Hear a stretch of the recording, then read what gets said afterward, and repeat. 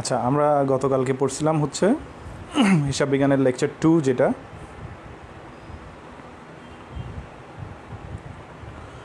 একটু সরি, আমি আসলে বাইরে ছিলাম আজকে সারাদিন।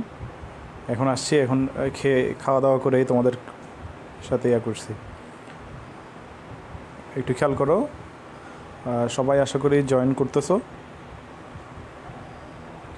অবশ্যই তোমাদেরকে আমি বলে দিছি যে 3টা বই লাগবেই, সেটা হচ্ছে র্যাপস, এরপর হচ্ছে fundamental of finance, fundamental of business. Shahriar Riyad, ওয়ালাইকুম আসসালাম। আচ্ছা, তো আজকে হচ্ছে লেকচার 3। আমি লেকচার 1 হচ্ছে তোমাদেরকে ওরিয়েন্টেশন হিসেবে দিয়ে দিছিলাম। 1-এর দাগানো পার্টটা আমি দিয়ে দিব, আজকে রাতেই দিয়ে দিব। লেকচার 2 গতকালকে পড়াইছি আমি, এবং গতকালকে যা পড়াইছি সেটার উপর আমি দাগানোটা দিয়ে দিছি। আশা করি সবাই দেখছো। তোমাদের আজকে নভেম্বরের কত তারিখ? আজকে হচ্ছে নভেম্বরের 2 তারিখ। এই মাস এবং আগামী মাস তোমরা ধরে নাও 2 মাস আছে। জানুয়ারিতে তোমাদের পরীক্ষা শুরু হবে। পরীক্ষা শুরু হলে তুমি যদি ফুল পড়াটা কমপ্লিট না করো, তুমি পরে খুবই আফসোস করবা। তোমার যাতে আফসোসটা না হয় সেজন্যই আমি বলতেছি, যা দাগায় দিচ্ছি, যে দিনের পড়া আমি পড়াচ্ছি আগে সেটা দাগায় দিচ্ছি, এবং সেখানকার অবজেক্টিভগুলো কষ্ট করে তোমাদের পড়তে হবে। গতকালকে আমি পড়াইছি হচ্ছে হিসাব সমীকরণ, হিসাব সমীকরণের কাঠামোগত এবং গুণগত, সাথে হচ্ছে পরিমাণগত নীতিগত পরিবর্তনটা পড়াইছি, সাথে পড়াইছিলাম হচ্ছে লেনদেনের বিভিন্ন অবস্থানটা দেখাইছি আমি। তাহলে তোমরা যদি ভালো মতো খেয়াল করো তাহলে দেখবা হচ্ছে আমি যেভাবে র্যাপস বইটা কমপ্লিট করাচ্ছি তোমাদেরকে, এভাবে যদি প্রতিদিনের পড়াটা প্রতিদিন কমপ্লিট করে ফেলতে পারো, তোমরা সিইউতে 35-এ 35 অ্যাকাউন্টিং শিওর করতে পারবো। 35-এ 35 ফুল শিওর করতে পারবা। একটা কোয়েশ্চেন এদিকে দিকে হবে না। যেমন ধরো আমি যেভাবে দাগাই দিচ্ছি, যে ইম্পর্টেন্ট লাইনগুলো দাগাই দিচ্ছি, ওগুলো ভালো মতো পড়তে হবে তোমার। তাহলে আমি গতকালকে যা পড়াইছি সেগুলো ইম্পর্টেন্ট দাগাই দিয়ে দিছি। ওগুলোর সাথে আজকে যেটা পড়াবো সেটাও আমি মনে হয় দিয়ে দিছি। খেয়াল করো যে লাস্ট পেজটা আর কি, হ্যাঁ, লাস্ট পেজটা দিয়ে দিছি, যে ম্যাথ করার কথা ছিল।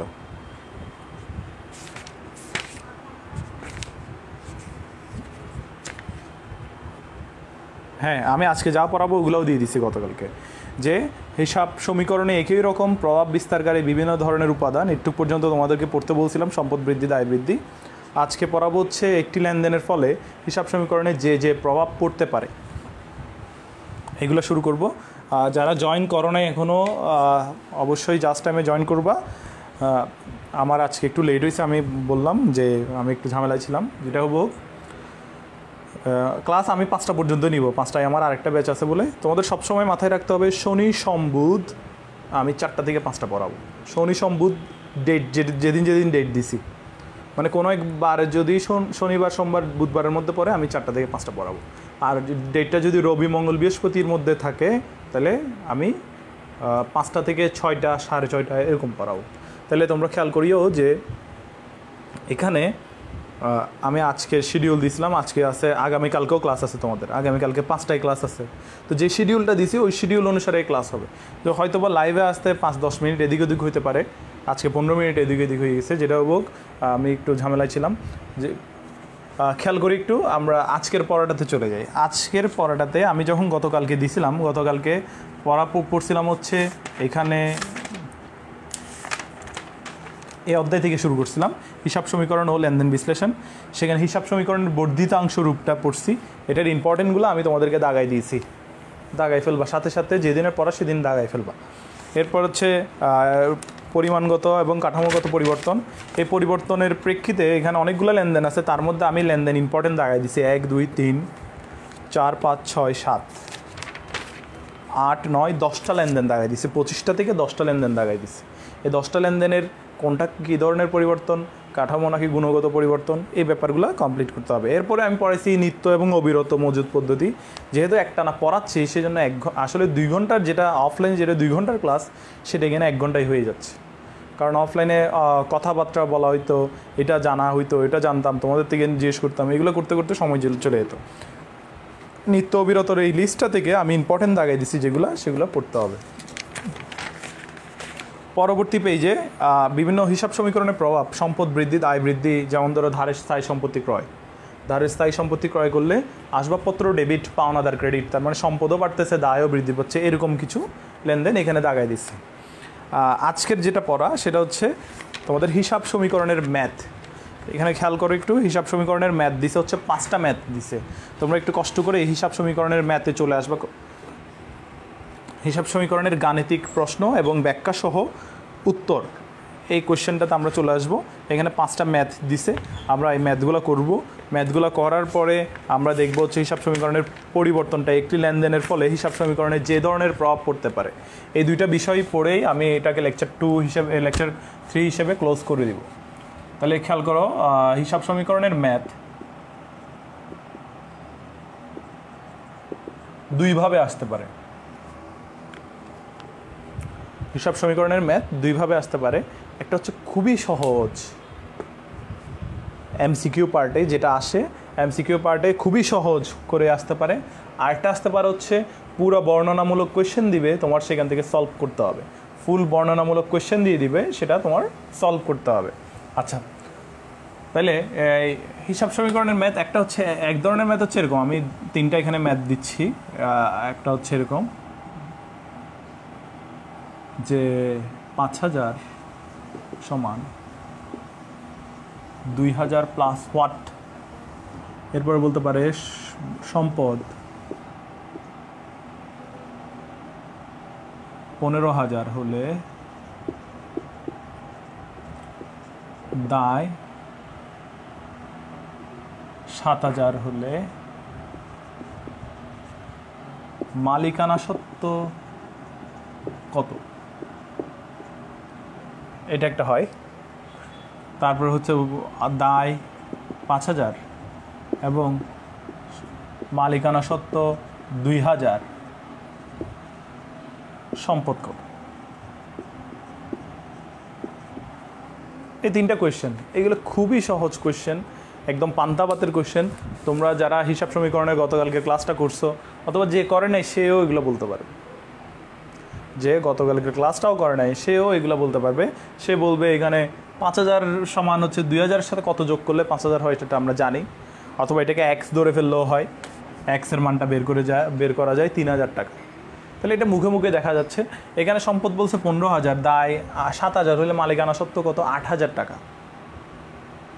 তাহলে এক ক্যাটাগরির ম্যাথ হচ্ছে এগুলো টাইপ 1। এখান থেকে ইউনিভার্সিটিতে আসলে অবজেক্টিভ আসতে পারে এই ধরনের কোয়েশ্চেনগুলো, কিন্তু রিটেনে আসবে না। আমরা রিটেনের উপরও ফোকাস করব।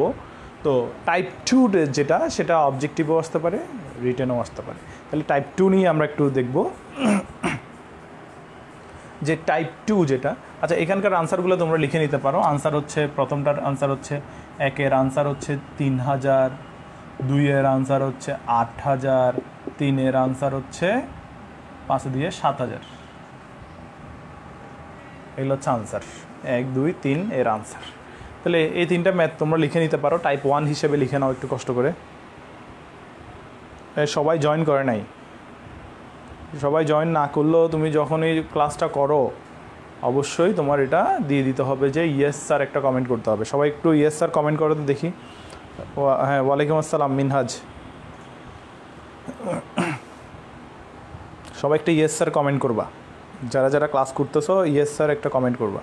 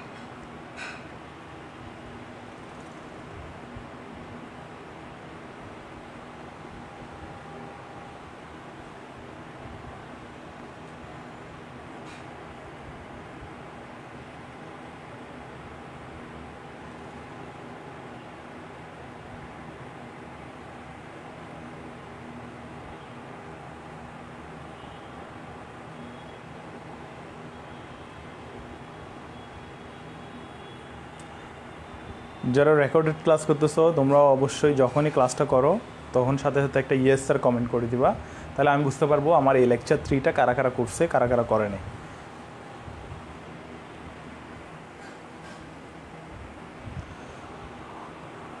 ওকে, আমরা চলে যাই হচ্ছে টাইপ 2 যে ম্যাথগুলা। টাইপ 2 হচ্ছে এখানকার যে ম্যাথগুলা দিছে সেগুলাই,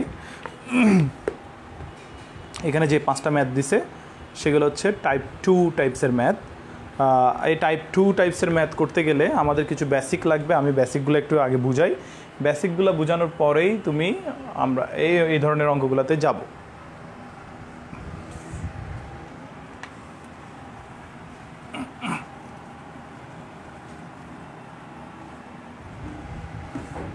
হিসাব সমীকরণ থেকে ম্যাথ আসলেই যাতে আমরা পারি। টাইপ 2,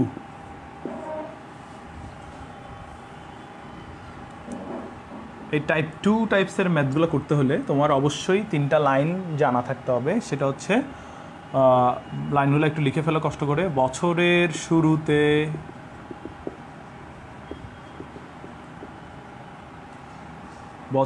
শুরুতে কত আছে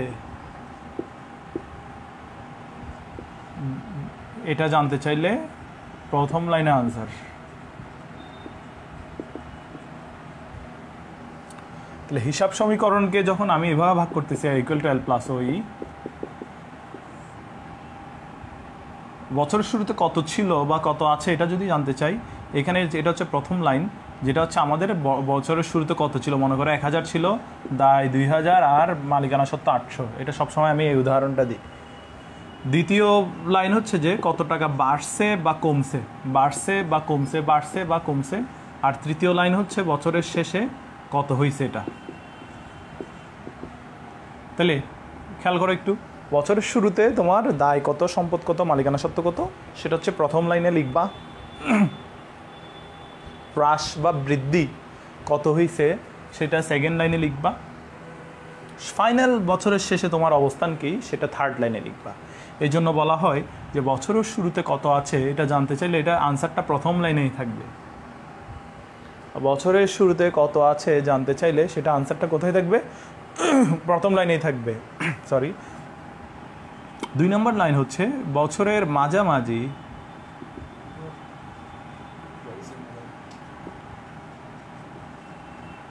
দেখছে এই ল্যাম্পের এটাতে, বছরের মাঝামাঝি কত হ্রাস বা বৃদ্ধি হয়েছে, এটা যদি বলে হ্রাস বা বৃদ্ধি বললে দ্বিতীয় লাইনে আনসার। বছরের শেষে কত হয়েছে, কত আছে, এটা বললো হচ্ছে তৃতীয় লাইনে আনসার। তাহলে বছরের প্রথম লাইন এবং তৃতীয় লাইন এগুলো তোমরা এমনি বুঝতেছো, শুরু এবং কিন্তু কত টাকা দ্বারা হ্রাস বা বৃদ্ধি এই কথাটা যদি বলে, কত টাকা হ্রাস বা বৃদ্ধি এই কথাটা যদি বলে সেকেন্ড লাইনে আনসার হবে। কত টাকা হ্রাস বা বৃদ্ধি হয়েছে এই লাইনটা যদি বলে তাহলে সেকেন্ড লাইনে বলবে। তাহলে তোমার বলতে পারে হচ্ছে সম্পদ বৃদ্ধি পাইছে, সম্পদ বৃদ্ধি পাইছে মানে সেকেন্ড লাইনের কথা, হ্রাস বা বৃদ্ধি, সম্পদ বৃদ্ধি পাইছে 200, দায় হ্রাস পাইছে 300। তোমার বলতে পারে মালিকানা সত্ত্বের অবস্থান কি, মালিকানা সত্ত্ব বাড়ছে নাকি কমছে। তাহলে তুমি বলবা আমরা তো জানি সম্পদ সমান দায় যোগ মালিকানা সত্ত্ব, তার মানে যোগ মালিকানা সত্ত্ব এটা। তাহলে মালিকানা সত্ত্ব সমান ওই সমান এই ব্যাপারটা এদিকে নিয়ে আসতে হবে, ওই সমান এটা এদিকে নিয়ে আসবো। অথবা তুমি -300টা যদি বামে নিয়ে আসো 500 হয়ে যায়, ইকুয়াল টু মালিকানা সত্ত্ব। তাহলে যেহেতু এটা পজিটিভে আছে তার মানে মালিকানা সত্ত্ব 500 টাকা বেড়েছে বলতে হবে, মালিকানা সত্ত্ব 500 টাকা বেড়েছে বলতে হবে। তাহলে আবারও খেয়াল করো, আমাকে এমন একটা কোয়েশ্চেন, আমি 2 নাম্বারটার উপর বেশি জোর দিচ্ছি। আমাকে একটা কোয়েশ্চেন করছে, মিস্টার আতিকের এই বছরে সম্পদ বেড়েছে 200 টাকা। আমি আবারও বলতেছি বেড়েছে এবং হ্রাস পেয়েছে, এগুলো সেকেন্ড লাইনের ইনফরমেশন। তো মিস্টার আতিকের সম্পদ কত ছিল সেটা বলে নাই আমাদেরকে, শুধু বলছে সম্পদ বেড়েছে 200 টাকা, দায় কমেছে 300 টাকা। তাহলে সম্পদ বেড়েছে 200 টাকা, দায় কমেছে 300 টাকা, এটার মিন কি করে, তার মালিকানা সত্ত্বের অবস্থান কি? তখন তোমার বলতে হবে মালিকানা সত্ত্ব 500 টাকা বাড়ছে। কীভাবে? সম্পদ বাড়ছে সেটাও মালিকানা সত্ত্বের মধ্যে বাড়ছে, দায় যে কমছে সেটা মালিকানা সত্ত্ব বৃদ্ধির কারণেই কিন্তু দায় কমে গেছে। তো তোমার সেটা কীভাবে বের করতে হবে? তুমি নর্মালি যেটা ইকুয়েশন শিখছো পরীক্ষার হলে, ইকুয়াল টু এল প্লাস ওই লিখে ফেলবা, ইকুয়াল টু এল প্লাস ওই, ওর মতো প্লাস থাকবে, ঠিক আছে? এখন তুমি মান বসাবা, সম্পদ বেড়েছে 200 প্লাস 200, এরপর দায় কমেছে 300 মাইনাস 300, মালিকানা সত্ত্ব বাড়ছে নাকি কমছে সেটা আমি এক্স বলি, তাহলে এখানে এক্স ইকুয়াল টু 500 আসে, প্লাস 500, তাহলে প্লাস 500 মান হচ্ছে মালিকানা সত্ত্ব বাড়ছে। তাহলে এখানে যদি তুমি প্লাস 500 দাও, প্লাস 500 এরকম দিলে এই প্লাসে প্লাসে প্লাস, এটা প্লাসই থাকি যাচ্ছে,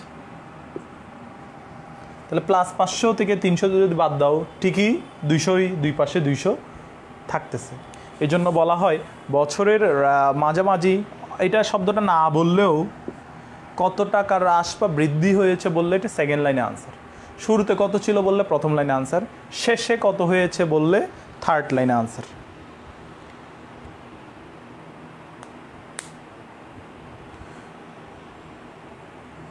শাহরিয়ার, হ্যাঁ আমি তো দেখতেছি এখানে 7 জন দেখাচ্ছে, তোমাদের এই ব্যাচেই তো 15-17 জনের মতো আছে। আচ্ছা যেটা হোক, তাহলে খেয়াল করো, ওরা যখনই ক্লাস করবে ওরা ইয়েস স্যার লিখে দিবে। আমি আবারও বলতেছি, তোমরা যেই এখন লাইভে দেখছি 7 জন, একটু আগে দেখছি 8 জন, এরকম যদি টাইমটা না মিলে ওই দিনেরটা তোমরা রেকর্ডেড করবা, কিন্তু যখনই রেকর্ডেড করো ইয়েস স্যার লিখবা। ওকে, খেয়াল করো একটু, আমি এখন অঙ্কে চলে যাই। এগুলো আশা করি লিখে নিছো তোমরা, এই 3টা লাইন লিখে ফেলো এবং এটাও লিখে ফেলো।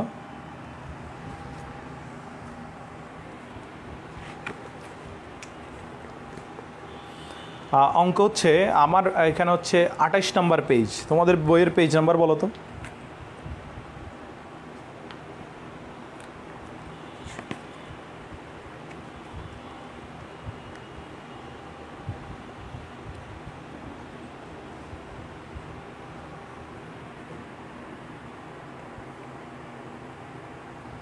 অঙ্ক এখানে হিসাব সমীকরণের অঙ্ক তোমাদের বইয়ে পেজ নাম্বার কততে আছে দেখো একটু।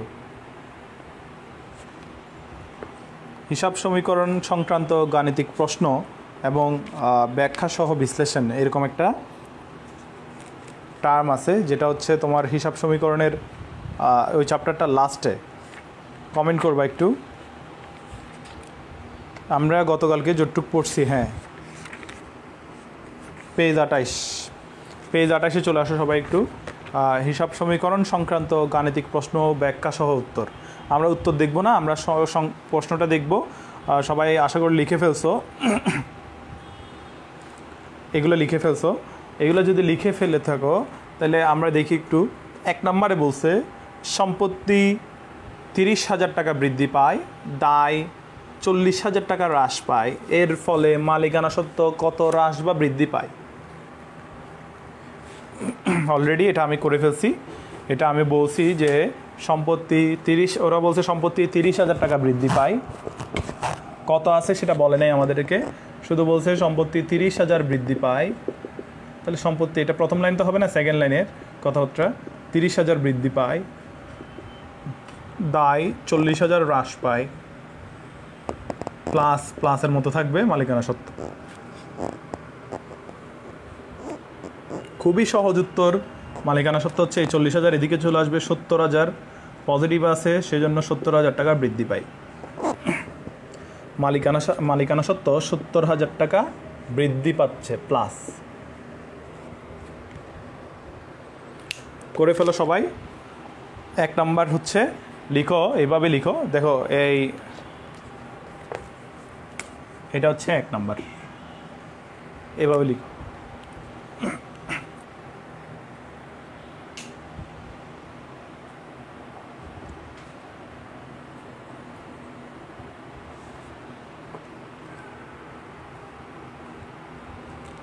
এরপর 2 নম্বরে বলছে, আচ্ছা 2 নম্বরের জন্য আমি এগুলো মুছে দিই। এই হিসাব সমীকরণ অঙ্ক এগুলো রিটেনে আসবে, 2 নম্বর দেয়, মানে 2 মার্কসের জন্য রিটেনে কোয়েশ্চেন আসে। 2 নম্বরে কি বলছে একটু দেখি। 2 নম্বরে বলছে হচ্ছে 2018 সালে কোম্পানির সম্পত্তি 70,000 টাকা হ্রাস পেয়েছে এবং মালিকানা সত্ত্ব 60,000 টাকা হ্রাস পেয়েছে। এর ফলে কোম্পানির দায়ের পরিমাণ কত টাকা বৃদ্ধি বা হ্রাস পাইছে? খুবই সুন্দর কোয়েশ্চেন। আগে একটু আমার এটা দেখবা আমি কীভাবে করতেছি। 2 নম্বর A=L+OE। কোম্পানির 2018 সালে কোম্পানির সম্পত্তি 70,000 টাকা হ্রাস পাইছে। এই প্লাসটা প্লাসের মতোই থাকবে। এরপর বলছে মালিকানা সত্ত্ব হ্রাস পেয়েছে 60,000 টাকা। মালিকানা সত্ত্ব হ্রাস পেয়েছে 60,000 টাকা, বসাইলাম মালিকানা সত্ত্ব হ্রাস, প্লাসটা প্লাসের মতোই থাকবে। মালিকানা সত্ত্ব প্রব, আর দায় কত হ্রাস বা বৃদ্ধি পেয়েছে এটা আমরা জানি না। তাইলে এটা হচ্ছে -70,000, এখানে ঠিক আছে, এল প্লাসে মাইনাসে মাইনাস হয়ে যাবে, এটা এদিকে চলে আসবে। তাহলে -70,000 প্লাস 60,000 ইকুয়াল টু এল। তাহলে এল ইকুয়াল টু -10,000। এল দায় 10,000 টাকা হ্রাস পেয়েছে। আশা করি বুঝতে পারছো। তাও আমি আবারও বলতেছি, আমি ইকুয়েশনটা লিখছি, বলছে সম্পদ কমছে, মালিকানা সত্ত্বেও কমছে। তো প্লাস, এই প্লাস চিহ্নের কারণে প্লাসে মাইনাসে মাইনাস বরাবর মাইনাসই আছে এখনও। এরপর আমি ইকুয়েশন করলাম, দেখি যে এল এর অবস্থান হচ্ছে -10,000 টাকা। আশা করি তোমরা বুঝতেছো। এটা হচ্ছে 2 নম্বর অঙ্ক, একটু লিখে নাও।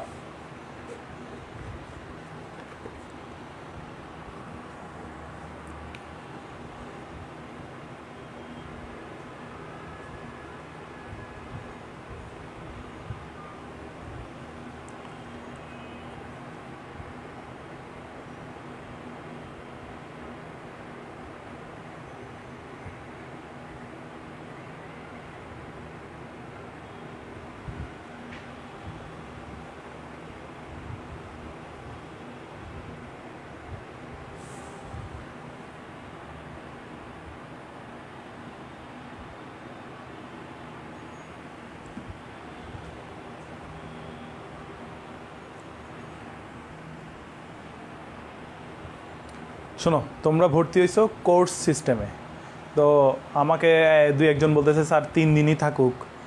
আসলে 3 দিন করে তুমি 2 মাসে শেষ করতে পারবা না। তোমাদের রবি মঙ্গল বৃহস্পতি পড়াবো বলছিলাম, ঠিক আছে, কিন্তু আমি নিজেই বুঝতেছি যে তোমাদের পরীক্ষা খুব দ্রুত হয়ে যাবে। আমি 3 দিন পড়াইতাম কখন? যখন আমি মে মাস থেকে শুরু করে আগস্ট, মে, জুন, জুলাই, আগস্ট, সেপ্টেম্বরে পরীক্ষা হইতো, তখন আমি 5 মাসে পড়াইতাম বলে 3 দিন করে 3 মাস পড়াইতাম, 4 মাস পড়াইতাম, হয়ে যেত। কিন্তু তোমাদের ওই 4 মাসের পড়া এখন ডেইলি পড়তে হবে। ডেইলি মানে হচ্ছে আমি তো রুটিন দিচ্ছি, তোমাদেরকে সপ্তাহে 7 দিন দিচ্ছি না, 5 দিন দিচ্ছি।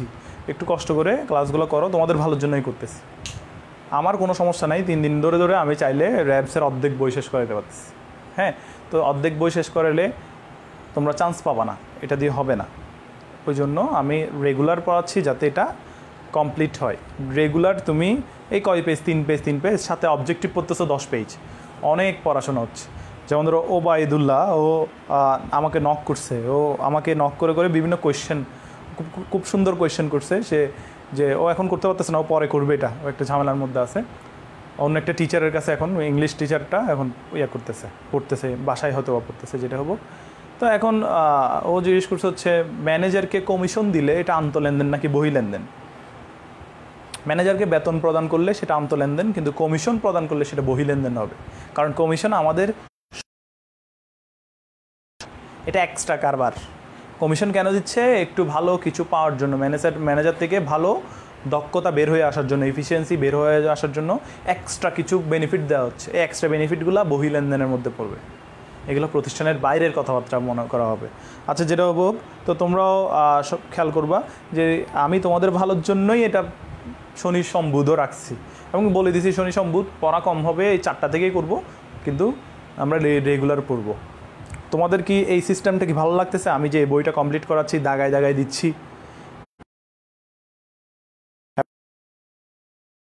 এটা আমার মনে হয় এটা সবচেয়ে কার্যকরী উপায়, খুব তাড়াতাড়ি ভালো রেজাল্ট পেতে আমাকে খুব সহায়তা করবে।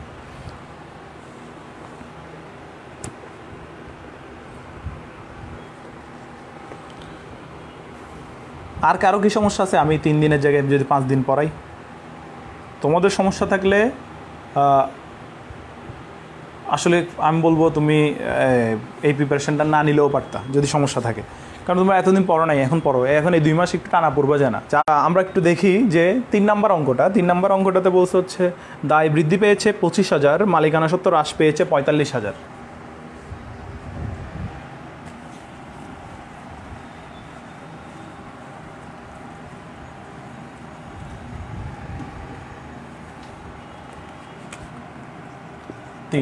ইকুয়াল টু এল প্লাস ওই দায় বৃদ্ধি পেয়েছে 25,000 প্লাসের মতোই আছে, তো হ্রাস পেয়েছে 45,000। তাহলে সম্পদের অবস্থান কি? এটা তো একদম ইজি। এখানে দেখো একটু ইকুয়াল টু প্লাস 25,000 আছে, প্লাস মাইনাস 45,000 হয়ে গেছে। তাহলে সম্পদ হচ্ছে মাইনাস 20,000। তাহলে সম্পদ 20,000 টাকা হ্রাস পেয়েছে।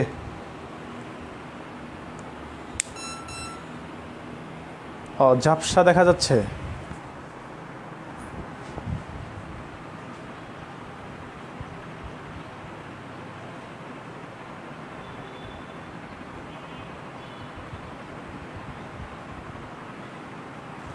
না, ঝাপসা হওয়ার তো কথা না।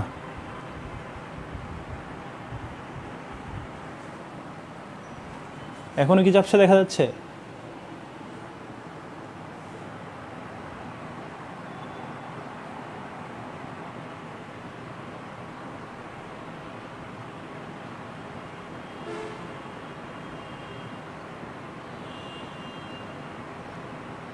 দাঁড়া, আমার মনে হয় আমি তোমাদের শুধু পড়ানোর জন্যই আলাদা একটা ওয়াইফাই আছে, এটা কানেক্ট হয়েছে কিনা একটু দেখে নিই।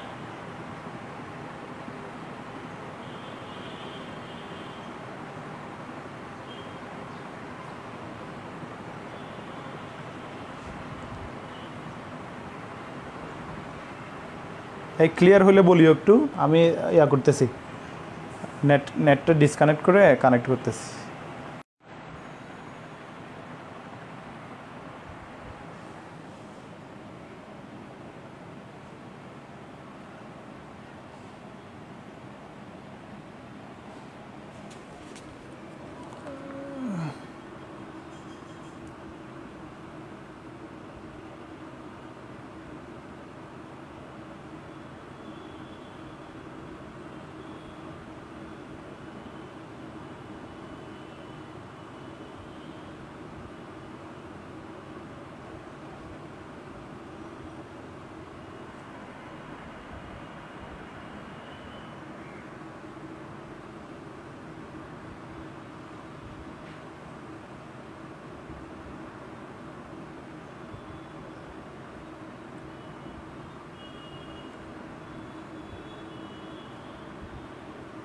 একদম হ্যাঁ, এখনও ঝাপসা।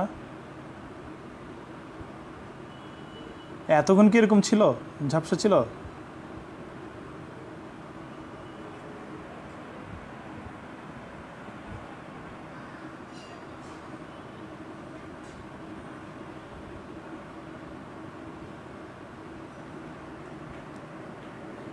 এই সালমান,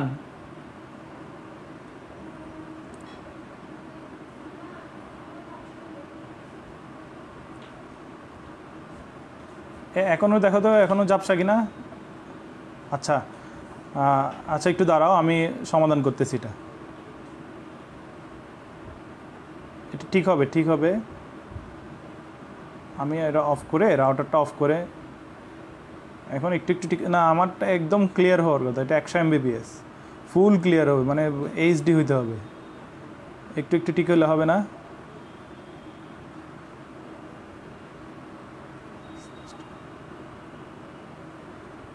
ফার্স্টে আরও ক্লিয়ার ছিল, একদম স্পষ্ট। হ্যাঁ, ওরকমই হইতে হবে।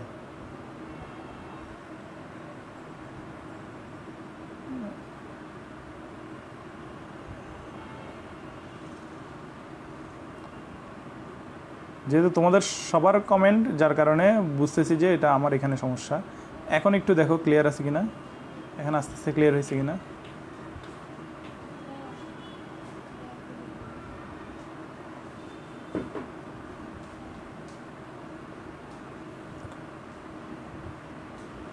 ওকে, আমি ম্যাথটা রাখতেছি, যেহেতু আমার কথা শুনতেছো। তোমরা একটু 3 নাম্বার অঙ্কটা খেয়াল করো। আমি এর মধ্যে ওয়াইফাই করতেছি।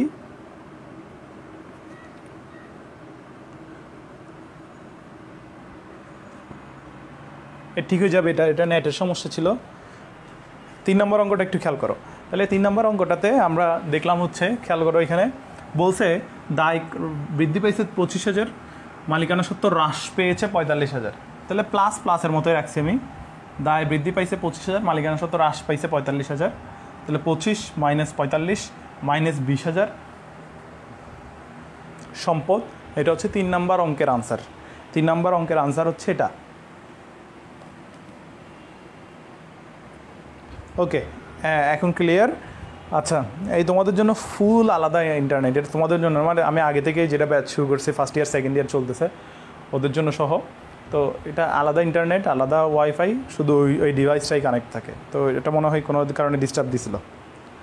ওকে, এখন ক্লিয়ার? যেহেতু তোমরা একটু 3 নাম্বারটা বুঝছো কিনা, 1 2 3 কারো কোনো সমস্যা আছে কিনা বলো, কোনোটা রিপিট করতে হবে কিনা বলো। কারণ একটা অঙ্ক আসলে 2 নাম্বার পাইয়া পাই গেলাম। এগুলোতে একটা অঙ্কর একটা ম্যাথও যদি আসে রিটেনে 2 নাম্বার শিওর হয়ে যাবে। হিসাব সমীকরণ থেকে প্রত্যেক বছর দেয়, হিসাব সমীকরণ থেকে প্রতি বছর কোয়েশ্চেন দিবেই, মানে এটা বেসিক। তুমি একটা প্রতিষ্ঠানে চাকরি করার জন্য জয়েন করবা, তোমারে বলছে আমার মালিকানা সত্ত্ব 5 লাখ, দায় আছে 7 লাখ। তাইলে শুনেন, আমার যে টোটাল 7 লাখ সম্পদ, তুমি তখন জিজ্ঞেস করলে 7 লাখ কেমনে সম্পদ, এভাবে জিজ্ঞেস করলা। তাহলে ওইটা যাতে জিজ্ঞেস করতে না হয়, এই জন্য বেসিকটা যাতে ক্লিয়ার হয়ে যায়, এই জন্য হিসাব সমীকরণ লাগে। এবং হিসাব সমীকরণের উপর কোয়েশ্চেন হবেই। কোনো কোয়েশ্চেন না পেলেও বলে দেয় প্রতিটি লেনদেন কাকে প্রভাবিত করে, তখন অপশন দেয় হিসাব সমীকরণকে প্রভাবিত করে। আবার আরেকটা অপশন দেয় উদ্বৃত্তপত্রকে প্রভাবিত করে। দুইটাই আনসার। উদ্বৃত্তপত্র এল ওই আছে, খেয়াল করো, সম্পদসমূহ, দায় ও মালিকানা সত্ত্বসমূহ তোমরা জানো। তাহলে প্রত্যেকটা লেনদেন উদ্বৃত্তপত্রকে প্রভাবিত করে এবং হিসাব সমীকরণকেও প্রভাবিত করে। একটা অপশন থাকলে হিসাব সমীকরণ, দুইটাই থাকলে উভয়ই ওরকম অপশনই বানাবে এমসিকিউর ক্ষেত্রে। 1 নাম্বারটা আরেকটু বলতাম। আচ্ছা, 1 নাম্বারটা খুবই সহজ কোয়েশ্চেন, যে এটা এইগুলোর মতোই। আমি একটু আবার বলি। 1 নম্বর হচ্ছে 30,000 টাকা বৃদ্ধি পাই, 40,000 টাকা হ্রাস পাই। 1 নম্বর বলছে সম্পদ ইকুয়াল টু এল প্লাস ওই, সম্পদ 30,000 টাকা বৃদ্ধি পায় আর দায় 40,000 টাকা হ্রাস পায়। দায় মাইনাস 40,000, এটা প্লাস মালিকানা সত্ত্ব, এটার মতো আছে। বলছে মালিকানা সত্ত্বের অবস্থান কি। তাহলে তুমি দেখো, মালিকানা সত্ত্ব মানে হচ্ছে এই যে মাইনাস 40,000 টাকাটা এদিকে চলে আসে, তাহলে প্লাস 30,000, এটা মাইনাস 40,000টা এদিকে আসলে প্লাস হয়ে যায়, তোমরা জানো পক্ষান্তর করলে প্লাস হয়। তাহলে মালিকানা সত্ত্ব হয়ে যাচ্ছে 70,000। তো কিছুই নাই মানে, কোনো চিহ্ন নাই মানে হচ্ছে পজিটিভ আর কি। মালিকানা সত্ত্ব 70,000 টাকা বৃদ্ধি পাচ্ছে। 1 নম্বর অঙ্কে মালিকানা সত্ত্ব 70,000 টাকা বৃদ্ধি পাচ্ছে।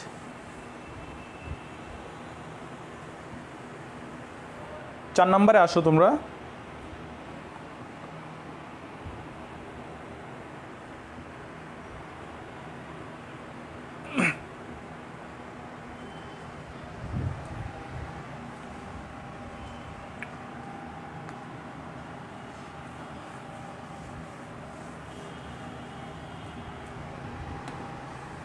ওকে, 4 নম্বরে আসো কষ্ট করে।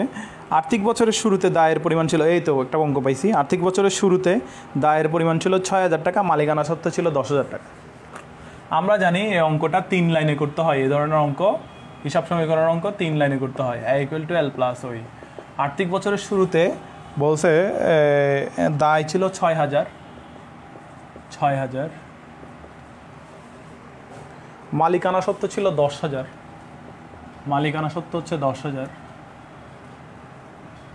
6,000 এবং 10,000, সম্পদ হচ্ছে 16,000। দেখো প্রথম লাইনে যেটা গ্যাপ সেটা ফিল আপ করে ফেলছি।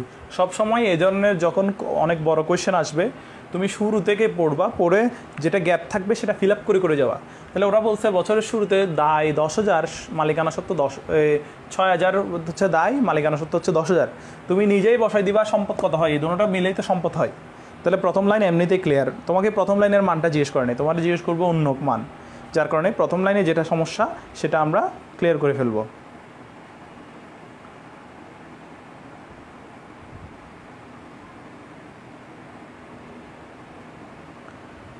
হ্যাঁ, এটা ফোকাসের সমস্যা, এটা আমার এই মাইকটার কারণে হয়তো সমস্যা হতে পারে, বা আমি 2টা ফ্যান চালাচ্ছি, এখানে অনেকগুলো লাইট, তো লাইটগুলোর মধ্যে দাঁড়ায় থাকতে গরম লাগে বেশি, এই জন্য হইতে পারে। তুমি যখনই দেখবা তখন লিখবা, তবে সব সময় এরকম থাকবে না, আমি নড়াচড়া করলেই ব্যাপারটা হয় আর কি। ওকে, এই খেয়াল করো, বছরের শুরুতে দায় হচ্ছে 6,000, মালিকানা সত্ত্ব হচ্ছে 10,000।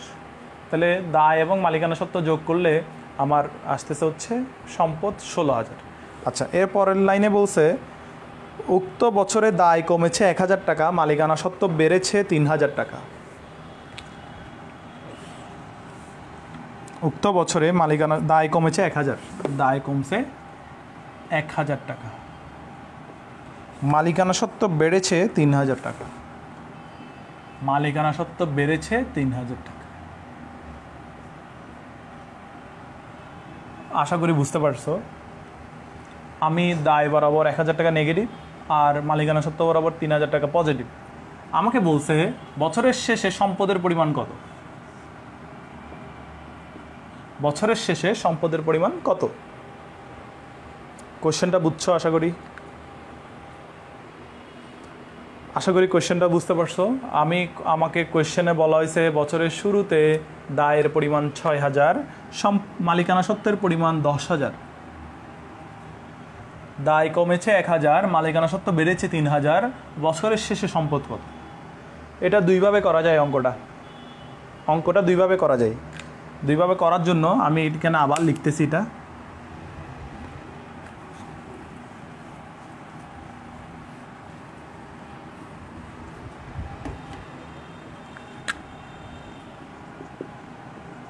তিন লাইনে করতে হয় আমাদের অঙ্কগুলা। =L+OE। আমাকে বলছে হচ্ছে বছরের শুরুতে দায়ের পরিমাণ 6,000, মালিকানা সত্ত্ব 10,000। বলছে দায় যদি 1,000 কমে, মালিকানা সত্ত্ব যদি 3,000 বাড়ে,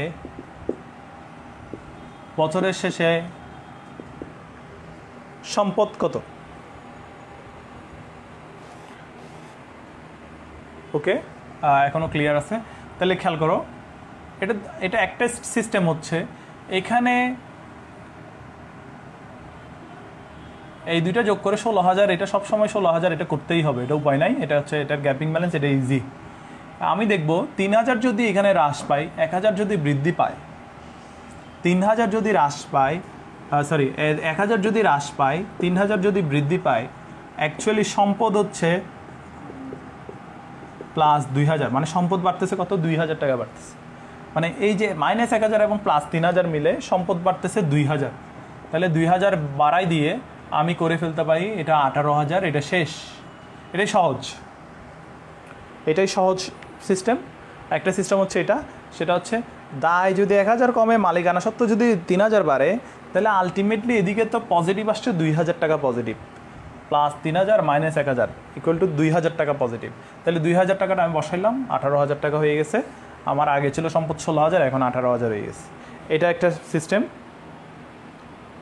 ওকে, হ্যাঁ শাহরিয়ার রিয়াদ, ধন্যবাদ। 18,000 টাকা এটা আনসার। আরেকটা সিস্টেম হচ্ছে, এটা খেয়াল করো, দায় যদি 1,000 কমে, দায় হয় 5,000, মালিকানা সত্ত্ব যদি 3,000 বাড়ে, মালিকানা সত্ত্ব হয় 13,000। তুমিই বলো 13 এবং 5 কত হয়? 18,000। এটাও সহজ। তাহলে তুমি ওই সেকেন্ড লাইন থেকে সম্পদ বৃদ্ধি বের করে ফেলতে পারো। এইখানে সেকেন্ড লাইন থেকে থার্ড লাইনে গিয়ে বছরের শেষে কত হয়েছে দায় সম্পদ, ক্লিয়ার কিনা?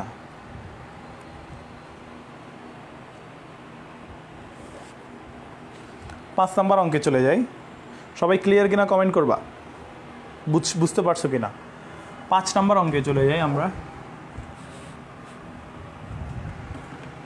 যে কোনো একটা সিস্টেম বুঝলেই হচ্ছে যে এটা অঙ্কটা পারবা তুমি। 5 নম্বর বলছে বছরের শুরুতে সম্পদ এবং দায়ের পরিমাণ 4.5 লাখ এবং 1,75,000। তা আমরা জানি A=L+OE। সম্পদ এইভাবেই করবো, আমি যেভাবে করি। সম্পদ 4.5 লাখ, দায় হচ্ছে 1,75,000। তাহলে তোমরাই বলো মালিকানা সত্ত্ব কত? তাহলে মালিকানা সত্ত্ব তো সবসময় দায় এবং মালিকানা সত্ত্ব মিলে 4.5 লাখ হওয়ার কথা। তাহলে 75 চলে গেলে 3,75,000 আরও 1 লাখ, 2,75,000 হচ্ছে মালিকানা সত্ত্ব। বুঝতে পারছো আশা করি। উক্ত বছরের সম্পদ বৃদ্ধি পায় 1 লাখ টাকা, সম্পদ বৃদ্ধি পাইছে 1 লাখ। দায় বৃদ্ধি পায় 2.5 লাখ।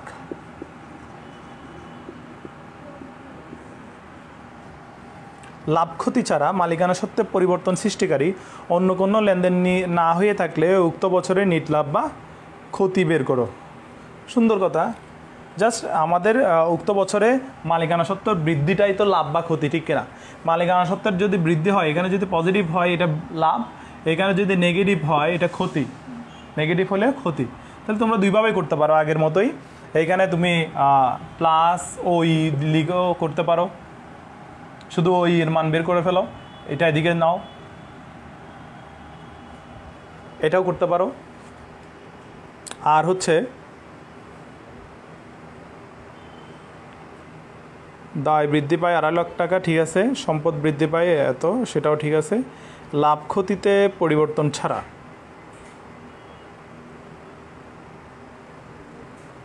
ঠিক আছে।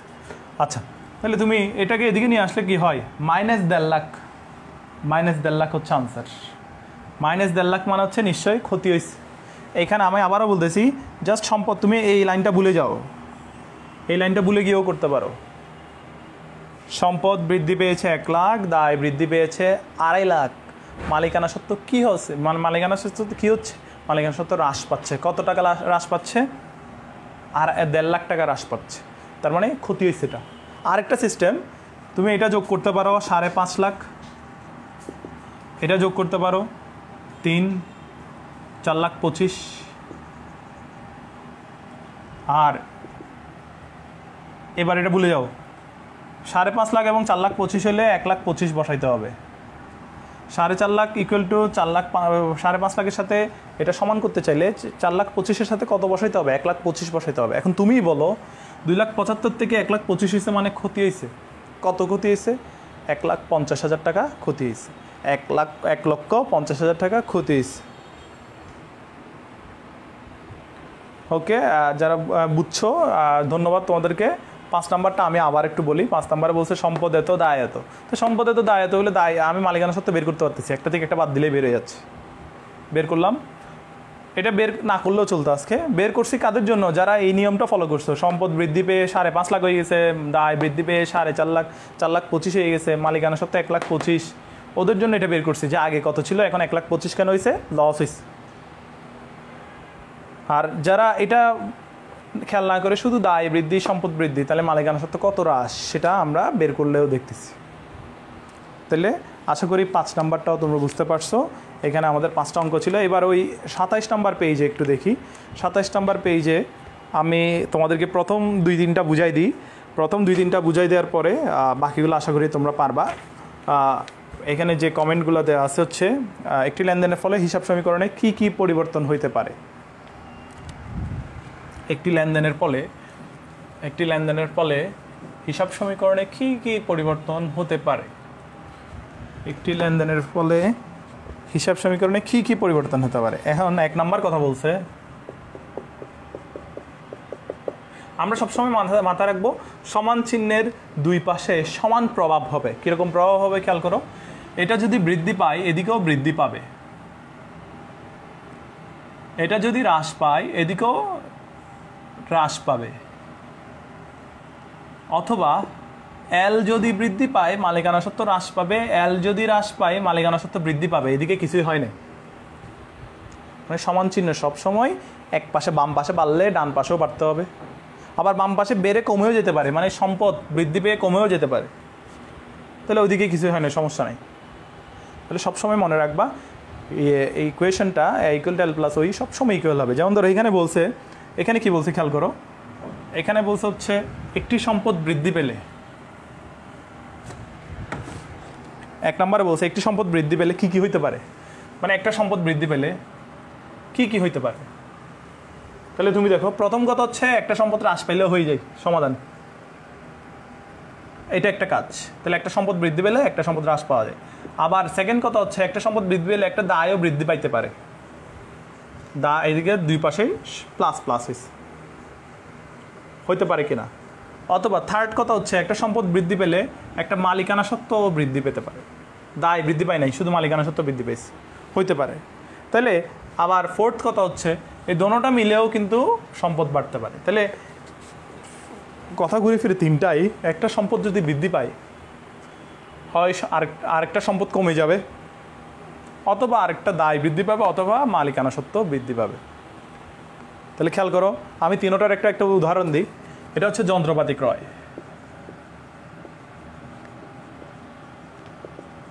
সম্পদ বৃদ্ধি পেয়েছে, সম্পদ কমে গেছে, সমস্যা আছে, সমস্যা নাই। এটা হচ্ছে যন্ত্রপাতি ধারে ক্রয়, সম্পদ বৃদ্ধি পাইছে, দায় বৃদ্ধি পাইছে। এটা হচ্ছে মূলধন আনা হয়েছে ব্যবসায়ী, মূলধন বৃদ্ধি পাইছে, সম্পদও বৃদ্ধি পাইছে, নগদান ডেবিট, মূলধন ক্রেডিট।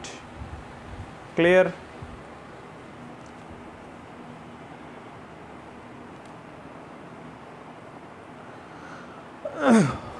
ওকে, আবার বলতেছি একটু, সমান চিহ্নের সব সময় দুই পাশে ইকুয়াল থাকতে হবে। ইকুয়াল মানে কি, আমি সমান চিহ্নের এই পাশে, তুমি ওই পাশে, আমি প্লাস হলে তুমিও প্লাস হবা, আমি মাইনাস হলে তুমিও মাইনাস হবা, অথবা আমি নিজে প্লাস নিজে মাইনাসও হইতে পারি, তাহলে তোমার দিকে কোনো সমস্যা করতে হচ্ছে না। এরকম যে সম্পদ বৃদ্ধি পেলে, একটা সম্পদ যদি বৃদ্ধি পাই, তোমার টিচার জিজ্ঞেস করছে আচ্ছা একটা সম্পদ বৃদ্ধি পাইছে তুমি কি কি করতে পারো হিসাব সমীকরণ, তুমি বলতে পারো স্যার আরেকটা সম্পদ কমাই দিতে পারি। তাহলে ওইদিকে আর ধরা হইল না, এদিকে যা প্লাস হয়েছে 5,000 প্লাস হলে 5,000 মাইনাস হয়ে ইকুয়াল হয়ে গেছে, জিরো হয়ে গেছে। জিরো হোক বা 10,000 হোক 5,000 হোক সমান থাকতে হবে। একটা সম্পদ বৃদ্ধি পাইছে, তুমি আরেকটা দায় বৃদ্ধি করে দিতে পারো, যে যন্ত্রপাতি ক্রয়, যন্ত্রপাতি ক্রয় করলে যন্ত্রপাতি ডেবিট, নগদান ক্রেডিট। তাহলে তুমি সম্পদ বৃদ্ধি পাইছে, সম্পদ হ্রাস পাইছে।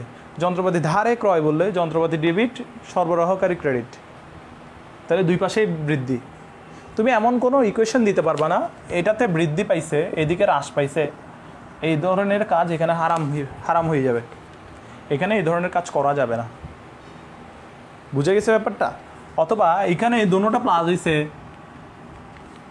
হবে না, দুইটাই প্লাস হয়েছে, তার মানে এখানেও সমান পরিমাণ, টোটাল দুটোটার সমান প্লাস হবে। এখানে একটা প্লাস একটা মাইনাস হইতে পারে, যা প্লাস হয়েছে তাই মাইনাস হয়ে গেছে দায় এবং মালিকানা সত্ত্বে। এই জন্য বলা হচ্ছে একটি সম্পদ বৃদ্ধি পেলেও অন্য সম্পদ হ্রাস, দায় বৃদ্ধি অথবা মালিকানা সত্ত্ব বৃদ্ধি। অন্য সম্পদ হ্রাস, দায় বৃদ্ধি অথবা মালিকানা সত্ত্ব বৃদ্ধি।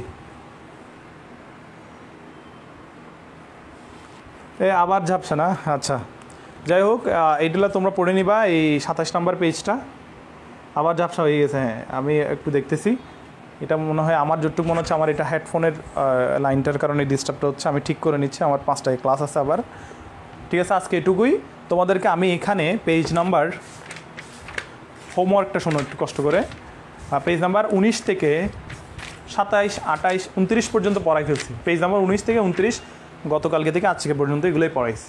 যারা গতকালকের ক্লাস করো নাই মনোযোগ দিয়ে আগে গতকালকের ক্লাসটা শেষ করো, এরপর এখানে, এরপর তোমাদের পড়াশোনা হচ্ছে 29 থেকে শুরু করে, কি বলতাম, 29 থেকে শুরু করে 43 পর্যন্ত তোমাদের পড়াশোনা। 43-এর অবজেক্টিভ, 29 থেকে শুরু করে 43 পর্যন্ত তোমাদের পড়াশোনা।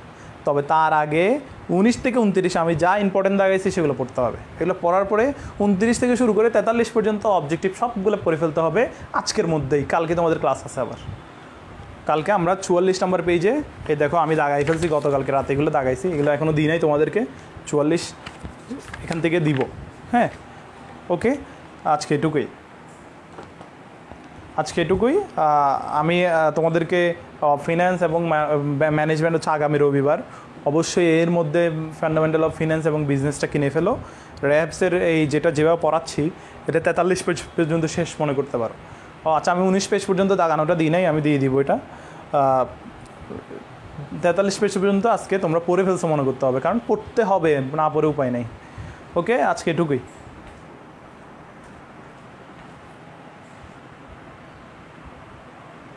হ্যাঁ, আজকে ইম্পর্টেন্ট যেটা আজকে যা পড়াইছি সেগুলা গতকালকে আমি দাগাই দিয়ে ফেলছি, আজকের ম্যাথগুলা গতকালকে দেওয়া আছে এগুলা। নেক্সট যেগুলো পড়াবো সেগুলো দাগাই দিব ইম্পর্টেন্ট। আমরা যেদিন যা পড়বো সেদিন র্যাপসের রিলেটেড সবগুলো দাগাই দিব।